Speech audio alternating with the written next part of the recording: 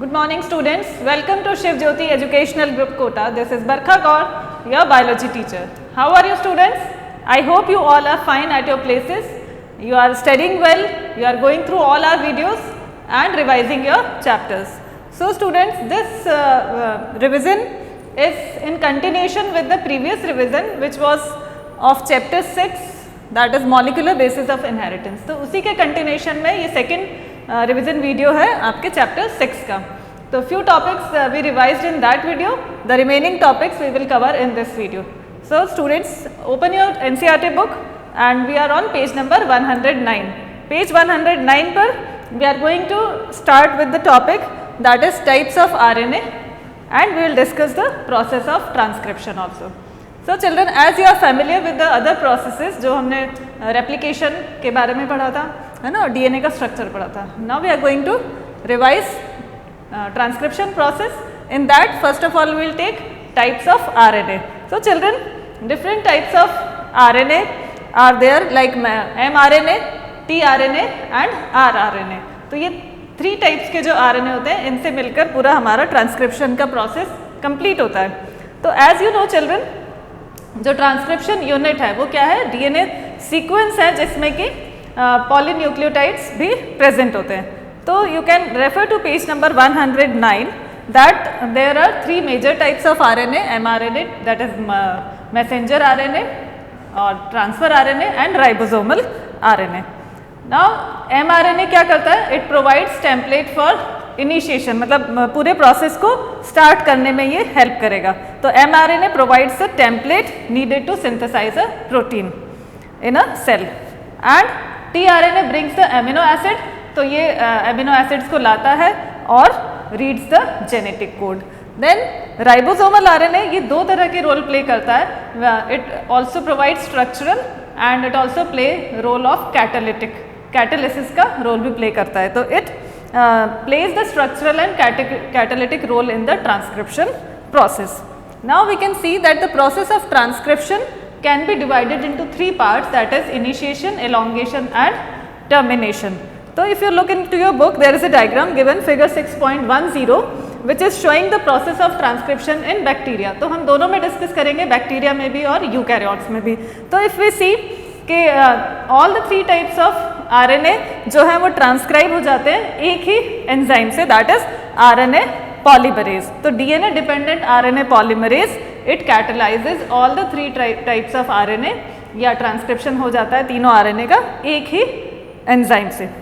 But in eukaryotes हम देखेंगे किस तरह से अलग अलग होता है. तो first process is initiation. Diagram में आप देख सकते हो आरएनए पॉलीमरेज जो है ये बाइंड होता है प्रमोटर साइड से बाइंड होगा एंड द प्रोसेस स्टार्ट. इसी में सिग्मा फैक्टर ऐड होता है जो कि इनिशिएशन में हेल्प करता है. Then the elongation continues, elongation मतलब जो प्रोसेस ऑफ ट्रांसक्रिप्शन है वो कंटिन्यू होता है. एंड एट लास्ट टर्मिनेशन जिसमें कि रो फैक्टर काम में आता है. तो दीज 3 प्रोसेसेस जो 3 स्टेप्स हैं वो ट्रांसक्रिप्शन को कंप्लीट करते हैं. एंड द न्यूक्लियोसाइड ट्राइफॉस्फेट जो कि एनर्जी प्रोवाइड करता है, it also act as substrate in the process of transcription in prokaryotes. ठीक है. Then we talk about eukaryotes की अगर बात करते हैं तो जो तीनों आरएनए हैं, तीनों के लिए अलग अलग एंजाइम्स काम में आएंगे. तो आरएनए पॉलीमरेज 1, ठीक है, सी इन यूकैरियोट्स की हम बात कर रहे हैं. आरएनए पॉलीमरेज 1 जो है it transcribes the other type of RNA, it will transcribe ribosomal RNA. And RNA polymerase 3rd is responsible for transcription of tRNA, snRNA and srRNA. तो इन तीनों के लिए ये आरएनए पॉलीमरेज 3rd काम में आता है. And RNA polymerase 2 transcribe the precursor of mRNA, मतलब एमआरएनए बनने से पहले एचएनआरएनए बनता है, then hnRNA converts into mRNA.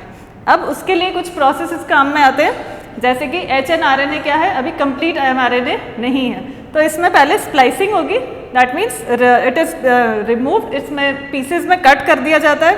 तो the process is called splicing in which introns are removed and exons are joint. तो यू नो चिल्ड्रन, एक्सॉन्स और introns ही होते हैं. एक्सॉन्स जो होते हैं वो कोडिंग सीक्वेंस होते हैं और इंट्रॉन्स जो है वो नॉन कोडिंग सीक्वेंस होते हैं. तो एक्सॉन्स और इंट्रॉन्स, तो इंट्रॉन्स रिमूव कर दिए जाते हैं एंड एक्सॉन्स आर जॉइंट. तो इसको कहते हैं हम splicing.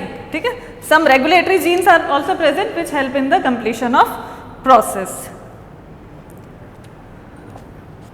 You can see in the diagram that transcription process में ये तीन steps है, initiation, elongation and termination. यहाँ पे promoter से RNA polymerase bind होता है और ये यहाँ पे open होता जाता है and mRNA is formed. Then the mRNA is removed. ये पूरा complete होने के बाद, बनने के बाद इसको अलग कर दिया जाता है and the termination factor which is known as Rho factor is involved in the process of termination. तो in this way ये ट्रांसक्रिप्शन कंप्लीट होता है. अभी जैसे मैंने आपको बताया RNA polymerase 1 transcribes ribosomal RNA, RNA polymerase transcribe hnRNA which is the precursor of mRNA and RNA polymerase 3 transcribes transfer RNA, small nuclear RNA and small regulatory RNA. ये सारे ट्रांसक्राइब होते हैं. अब हम देखेंगे जेनेटिक कोड के बारे में. तो you can see on page number 111 genetic codes के बारे में it is given. Now you should refer to figure given on page 112. इस पे ये जेनेटिक कोड का पूरा गिवन है कि कौन से एमिनो एसिड्स या कौन से कोडॉन्स किस एमिनो एसिड को कोड करते हैं. ठीक है. तो you go through this table figure 6.1 and you will be able to know which codons code for which amino acid. तो जेनेटिक कोड का फॉर्मेशन हुआ जो कि बहुत ही एक इम्पॉर्टेंट डिस्कवरी थी. Now let us see the salient features of genetic code के इनके बारे में क्या स्पेशल चीज़ें हैं. That is the code is triplet. Triplet means 3 set से, मतलब 3 बेस पेयर से एक ट्रिपलेट, एक कोडॉन बना है. 61 codons code for amino acids and the 3 codons are not coding for any amino acids, hence they are called stop codon. Second, जो genetic codes हैं वो degenerate है, means some amino acids are coded by more than 1 codon. ठीक है. तो ये क्या कहलाएंगे, degenerate. Then the codon is read in मतलब continuation में read किया जाता है, इसको no punctuation marks are there. Then it is universal. For example, जो कोड बैक्टीरिया में किसी पर्टिकुलर एमिनो एसिड को कोड करेगा वही ह्यूमंस में भी that amino acid will code for that codon only. ठीक है. देन AUG, ये जो कोड है, this codon has 2 function, dual function होता है. 1, it codes for methionine and it also act as initiator codon. तो ये क्या थे, कुछ इंपॉर्टेंट इनके फीचर्स थे. Now let us continue with the. अब इन्हीं जेनेटिक कोड्स में अगर कुछ चेंजेस आते हैं, कुछ डिलीशन होता है, कुछ इंसर्शन होता है, any changes in this gene codes या सीक्वेंस में कुछ चेंजेस होते हैं तो that is called as mutation. Now will see structure of transcription, structure of transfer RNA. ठीक है. This transfer RNA has 2 main sites, 2 sites होती हैं इसमें. One is anticodon loop. ठीक है. that has bases complementary to the code and it also has an amino acid acceptor end. तो 2 चीज़ें होंगी, एक तो anticodon loop and amino acid acceptor end. Page number 104 पे द डायग्राम इज गिवन. तो you can see 2 sides are there, anticodon और एक amino acid acceptor side. Now how this transfer RNA helps in the process of translation, ये हम देखते हैं. तो see figure 115 page पर फिगर 6.13. ठीक है. This diagram is showing what, process of translation. अब ये प्रोसेस कैसे कंप्लीट होता है, let us see. Now first of all translation means what, जो एमिनो एसिड्स हैं या पॉलीमराइजेशन ऑफ एमिनो एसिड को हम कहेंगे translation. That means amino acid combine होकर प्रोटीन का फॉर्मेशन करते हैं. This is what, translation. Now the steps which are involve in this process are like, सबसे पहले क्या होगा, चार्जिंग ऑफ tRNA. जो हम tRNA अभी स्ट्रक्चर हमने देखा, tRNA की चार्जिंग होगी, इसी को कहते हैं एमिनो असाइलेशन. तो this will be charge and now it will be ready for attaching amino acids. तो ये एमिनो एसिड्स को भी अटैच करता जाएगा and the process of translation will proceed with the help of this. तो एक चीज़ तो हमें ट्रांसलेशन में क्या लगी, transfer RNA which will add amino acids also and it will bind to, मतलब it will act as anticodon loop also and it will have one amino acid acceptor end. इसके बाद देखते हैं the another thing which is important in the process of translation is ribosome. तो यहाँ पे आप देख सकते हो 2 सब यूनिट्स है राइबोसोम्स की, स्मॉलर सब यूनिट एंड लार्जर सब यूनिट. स्मॉलर सब यूनिट से देखिए मैसेंजर आरएनए अटैच हो रहा है एंड द लार्जर सब unit will help in the attachment of transfer RNA. ये ट्रांसफर आरएनए को लाएगा और यहाँ पे अमीनो एसिड्स ज्वाइन होते जाएंगे and polypeptide will be formed. तो the process of translation starts with it, elongation के साथ ये कंटिन्यू होता है, दैट मीन्स द कोडॉन्स इसमें ज्वाइन होते जाते हैं and the nucleotides are formed. Then there are some regions which are untranslated regions, जिसमें कोई कोडॉन नहीं होते हैं and they are present at both 5 prime and 3 prime end. ठीक है, देन इनिशिएशन के लिए ribosome binds with the mRNA and it starts with the AUG। AUG codes for methionine और ये स्टार्ट कोडॉन का भी वर्क करता है। Then as the process of translation continues, elongation कहेंगे उसको। ठीक है, then after when it is going to be end, तो टर्मिनेशन कहलाता है। The last step is the termination which ends the process of translation. That means the protein is formed in the form of polypeptide chain. Okay, the next topic is regulation of gene expression. Now, as you know, gene expression कई जगह हमें ज़रूरत पड़ती है। gene expression means कि how the gene is going to express the characters, characters कैसे हमारी body में appear होंगे, इसको हम gene expression कहते हैं। पेज 115 पे it is given, you can see कि रेगुलेशन किस किस लेवल पे होता है। जैसे ट्रांसक्रिप्शनल लेवल पे भी होगा, प्रोसेसिंग लेवल पे भी होगा, transport of mRNA from nucleus to cytoplasm के टाइम भी जीन रेगुलेशन होगा and translational level means all the steps में जीन एक्सप्रेशन का इम्पॉर्टेंट रोल है।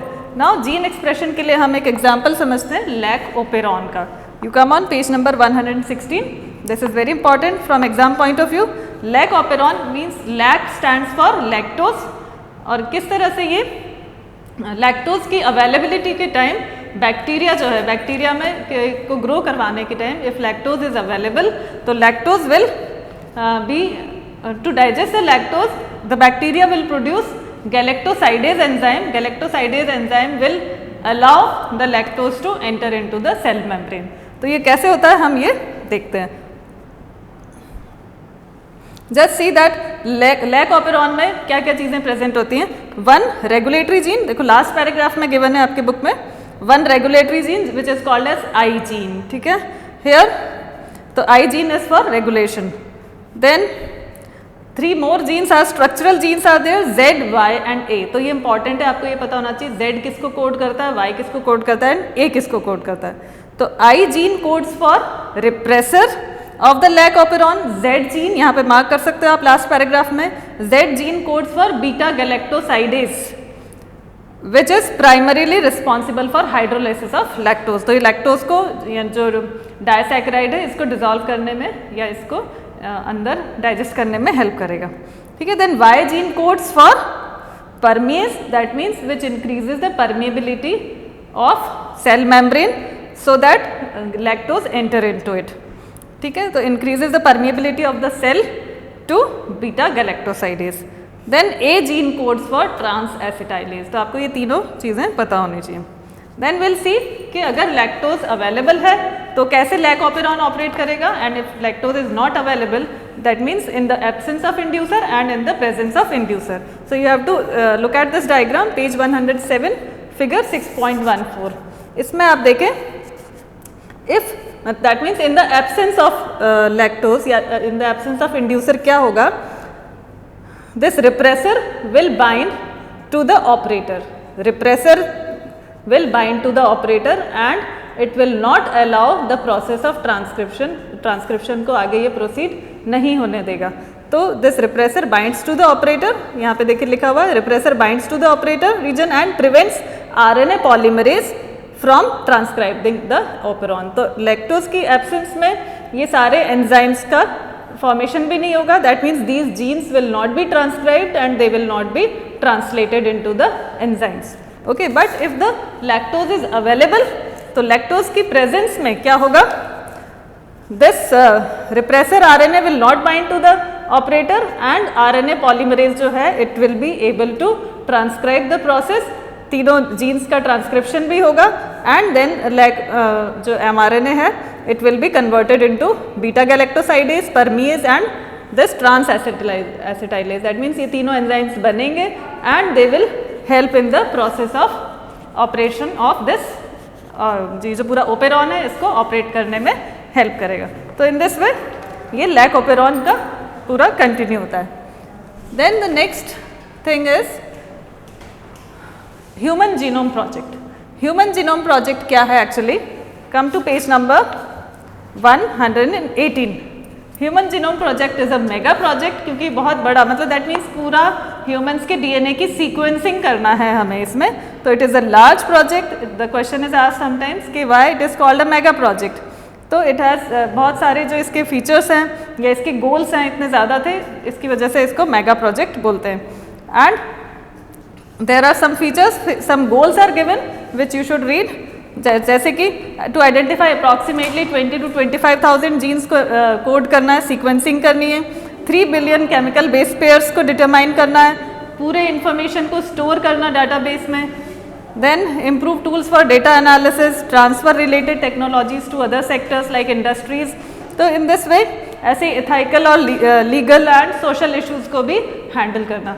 तो all these things were important and these were the goals of HGP, that is Human Genome Project।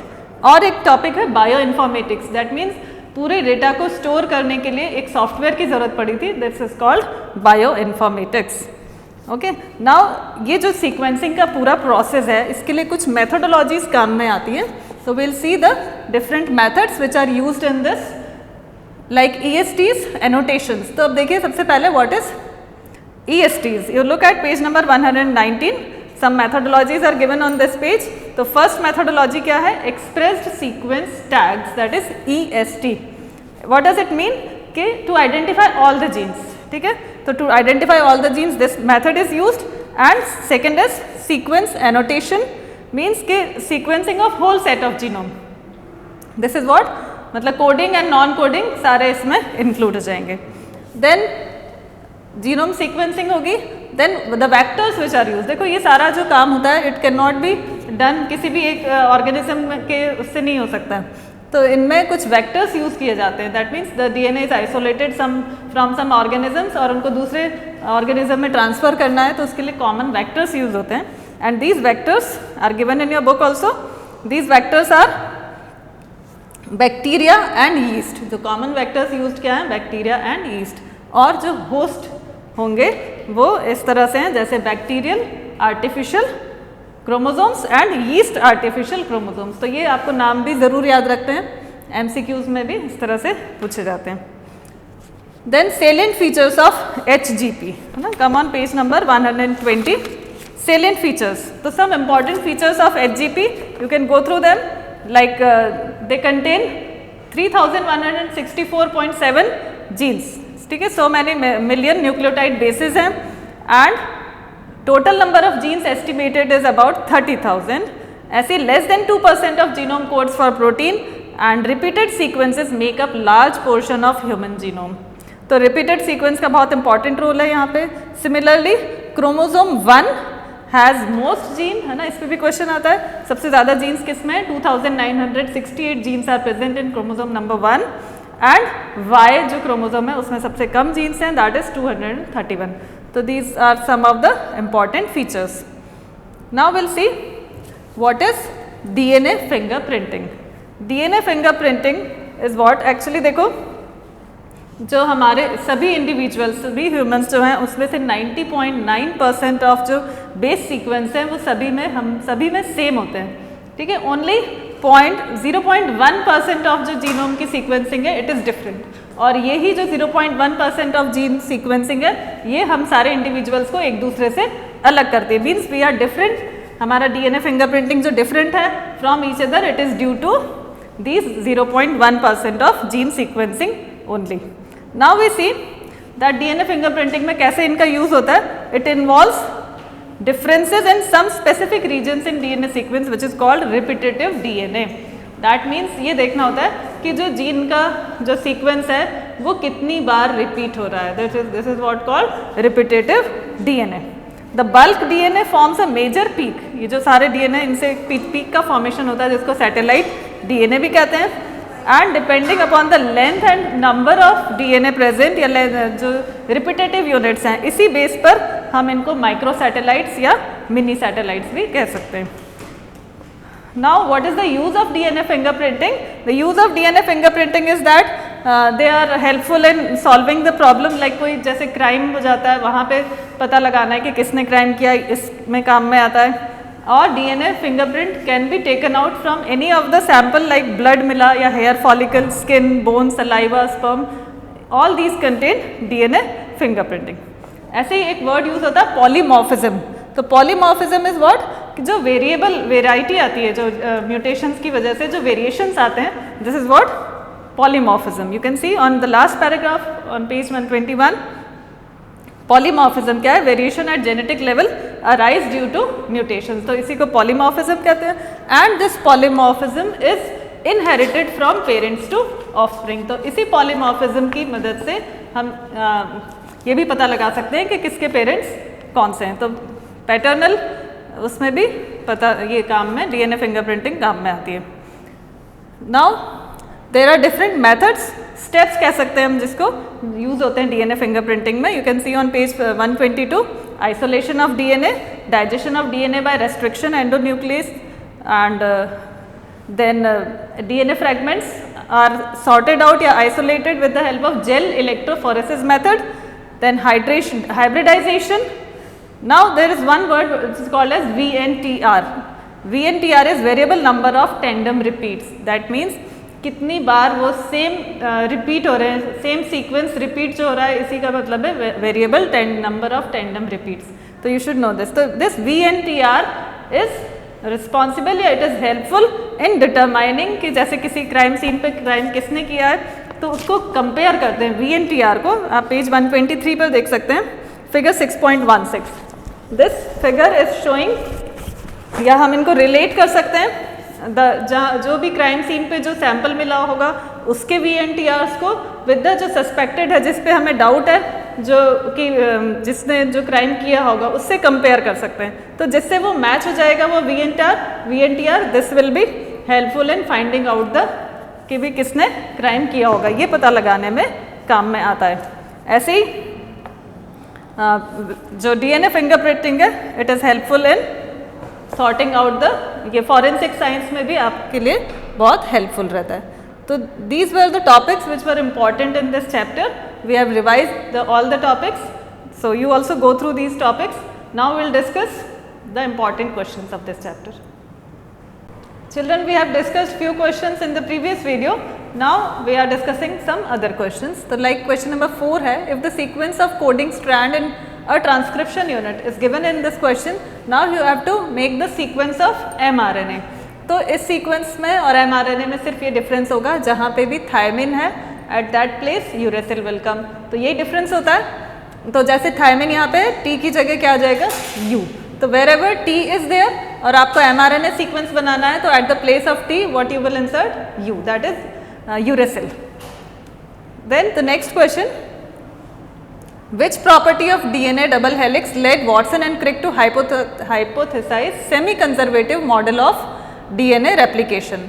तो जो base pairing की property है कि किस तरह से the specific base pair combines with other base pair of nucleotide, जैसे thymine and pairing adenosine pairing with thymine and cytosine pairing with guanine. तो ये जो बेस पेयरिंग की प्रॉपर्टी है, इसकी वजह से ही वो साइंटिस्ट ये प्रूव कर पाए थे कि जो रेप्लिकेशन होता है वो सेमी कंजर्वेटिव फॉर्म में होता है।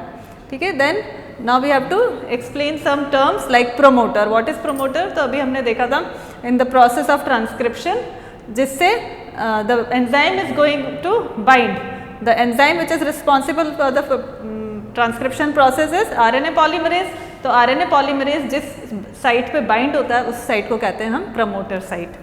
Second, what is tRNA? तो tRNA can be called as the adapter molecule which will help in the reading the genetic information on the mRNA and it will bring a specific amino acid, thus translating the information to mRNA. तो इससे mRNA का formation होगा और mRNA से polypeptide बनेगा। तो this is the way how protein is formed. Then exons are the parts of DNA which are converted into mature messenger RNA. तो mature messenger RNA बनाने में help करेंगे and these are the DNA sequences of a eukaryotic split gene that code for proteins. Exons के बीच बीच में क्या होते हैं? Introns. तो introns को remove कर दिया जाता है and exons are joined. Question number 8, that is differentiate between the following. So there are certain differences like between repetitive DNA and satellite DNA.